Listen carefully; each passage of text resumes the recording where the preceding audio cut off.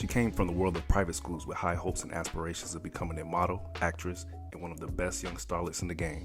For a brief time, Robin Givens lived up to those expectations from those around her. When she began dating the undisputed world heavyweight champion, Iron Mike Tyson, that story changed. Their relationship and subsequent divorce are what caused the media and general public to call Robin the most hated woman in America. It took Robin years to get rid of that title she didn't deserve.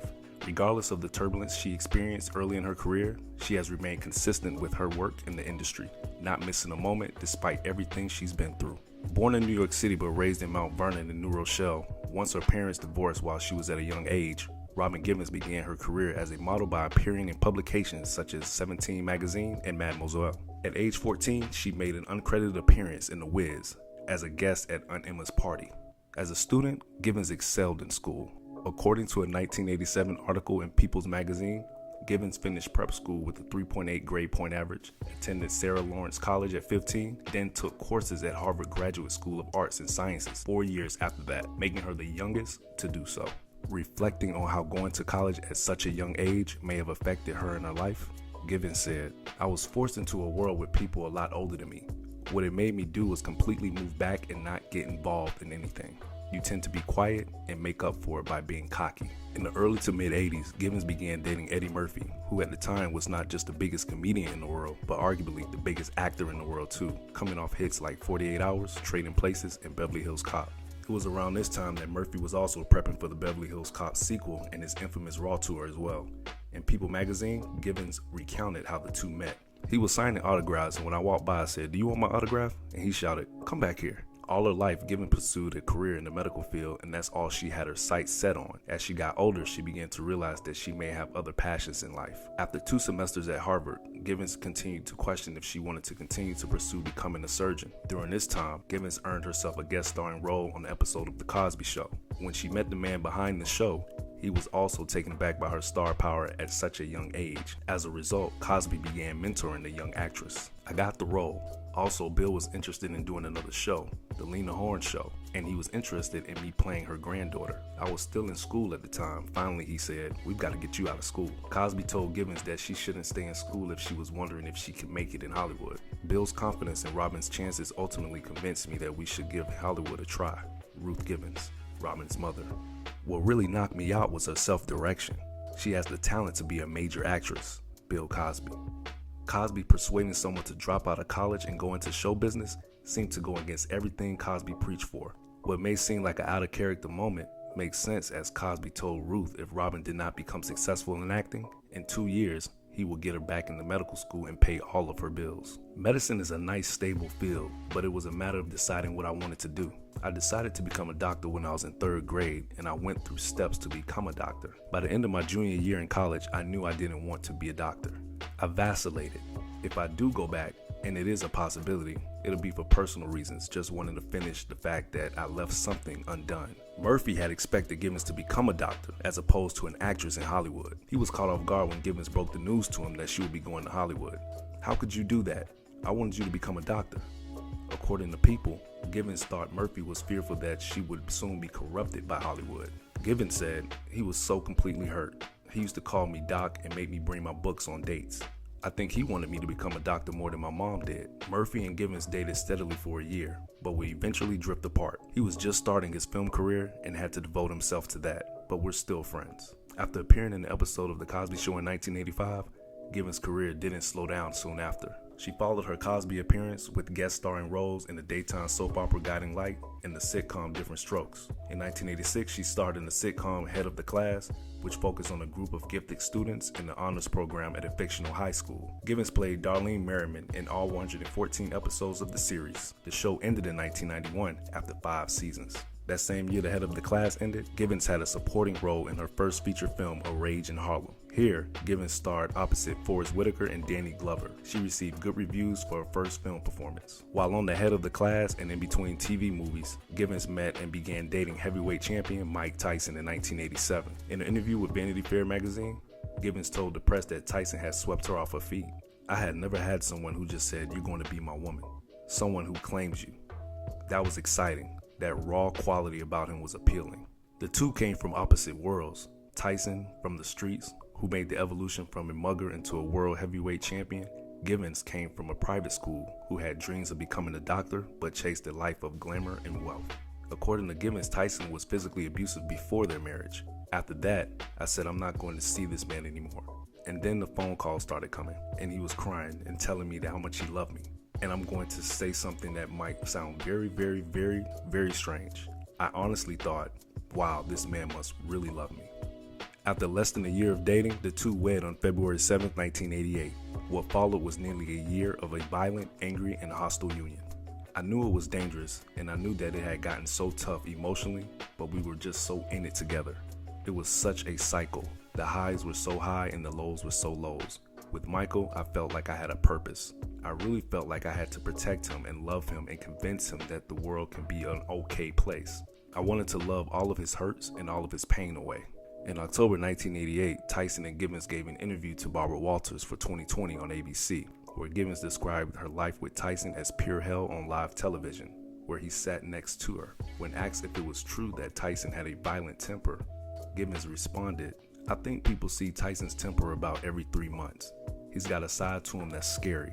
Michael is intimidating to say the least. I think there is a time where he cannot control his temper, and that's frightening to me and to my mother and to anyone around. It's scary." Walters will also ask Givens if Tyson had ever hit her. She said, "He shakes, he pushes, he swings. Sometimes I think he's trying to scare me. There are times when I thought I could handle it. And just recently, I've become afraid. I mean, very, very much afraid." That same month, Givens filed for divorce from Tyson, citing spousal abuse, continued violence, and fearing for her safety. Right before the divorce was announced, the Los Angeles Superior Court granted 2 restraining orders, one that stops Tyson from contacting and approaching Givens, while the other prohibits him from Givens' home and her job at the time. Their divorce proceedings would quickly become just as nasty as the marriage. In November 1988, Givens would file a libel lawsuit against Tyson for $125 million. In an interview for the New York Post, Tyson referred to Givens' mother as the Slim of the Slim, calling the two mean and vindictive. He also claimed that Givens had stolen money from him while they were together, while saying that Robin was manipulating the public, just like she had manipulated him. In response, Givens accused Tyson of defaming her after calling her a slim, in addition to blaming her of stealing his money. During this time in the media, it had been reported that Tyson would call Givens to tell her how much he loves her, and on some calls, he would even threaten his own life. However, towards the end of their marriage in January 1989, Tyson told Jet magazine that these claims were false. According to the article, Tyson did not want to be married. He thought it was wrong for Robin to say he was chasing her down, which he said was not true. "I respect her, but the things that she has done are totally unhealthy for me. She said she didn't want my money, yet millions of dollars are missing from me. She had the power to move that kind of money, millions of dollars." The Jet magazine article goes on to say that Tyson's divorce lawyer, Howard Weitzman, claimed that Givens wrote herself a check for $2 million after the couple had separated. Weitzman even appeared on the KABC TV talk show, where he presented an enlarged copy of the $2 million check and showed that it was signed Robin Givens Tyson with the word gift in the memo section. As if the messy divorce wasn't enough, the media was not very kind to Givens, as she was constantly and consistently bashed. She was once referred to as the most hated woman in America. Everyone loved to hate Robin Givens.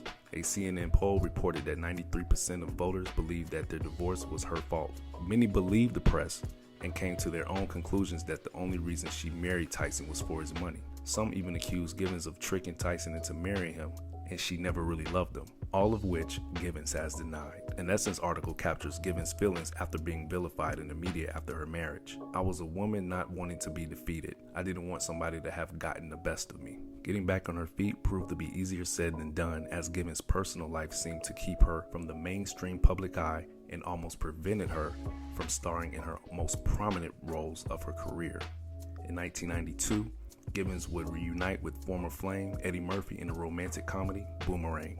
According to sources, executives at Paramount Pictures were weary of Givens being cast in a major film role. In the press, she was disliked due to her relationship with Mike Tyson. I thought that actually made her perfect for the role, that she was this formidable person and a match for Eddie Murphy, who also had an intrepid reputation as a ladies' man. So I wanted the audience to feel like this would be a fair fight. Reginald Hudlin, director of Boomerang.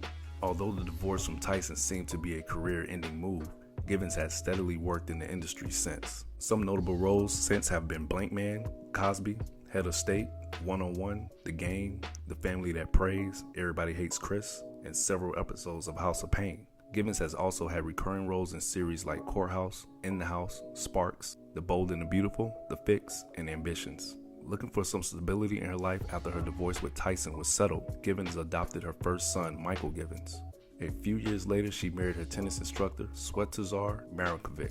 However, Givens would file a divorce months later, officially divorcing in 1998. The following year, her second son, William Jensen, was born, whom she had with ex-boyfriend Murphy Jensen. The two never married.